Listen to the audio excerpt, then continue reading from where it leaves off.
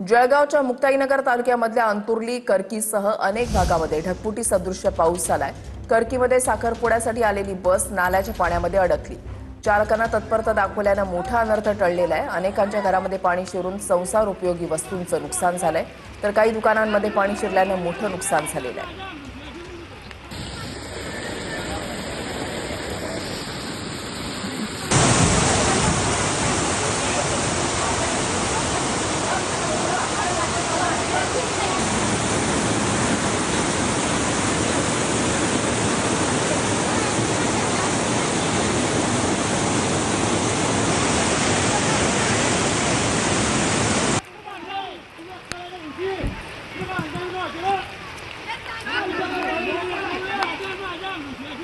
तर ही दृश्य आपण पाहता जळगावच्या करकीमध्ये साखरपुड्यासाठी आलेली ही बस होती। मात्र नदी नाल्यांना ज्या पद्धतीने पूर आलेला आहे, ढगफुटी सदृश पाऊस काल दिवसभरामध्ये झाला आणि त्याच्यानंतर ही बस जी आहे ती या पाण्यामध्ये अडकली।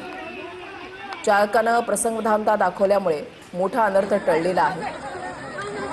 पूर सदृश परिस्थितीमुळे अनेक घरांमध्ये पाणी शिरलं, अनेक घरांचं नुकसान झालेलं आहे। नदी नाल्यांचं पाणी जे आहे ते रस्त्यावरून वाहत असल्यामुळे अनेक गाड्या या पावसाच्या पाण्यामध्ये अडकून पडलेल्या होत्या।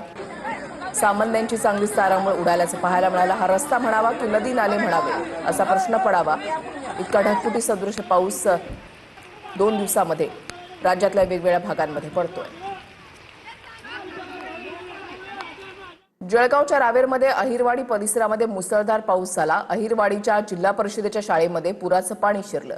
जिल्हा परिषदेच्या शाळेतील विद्यार्थ्यांना ग्रामस्थांनी रेस्क्यू केलं। दुसरीकडे नागवेली नदीच्या पुराचं पाणी अहिरवाडी गावामध्ये शिरलंय, त्यामुळे अनेक घरांचं नुकसान झालंय। 2 दृश्य आपण पाहताय। जिल्हा परिषदेच्या शाळेमध्ये पुराचं पाणी शिरलेलं होतं आणि या गावकऱ्यांनी या ठिकाणी विद्यार्थ्यांना मदतीचा हात दिला, विद्यार्थ्यांना या शाळेतून बाहेर काढलेलं आहे। दुसरीकडे नागवेली नदीच्या पुराचं पाणी अहिरवाडीमध्ये शिरलं, घरांचं मोठं नुकसान झालेलं आहे। रस्त्यांना अक्षरशः नद्यांचं स्वरूप आल्याचं पाहायला मिळालं।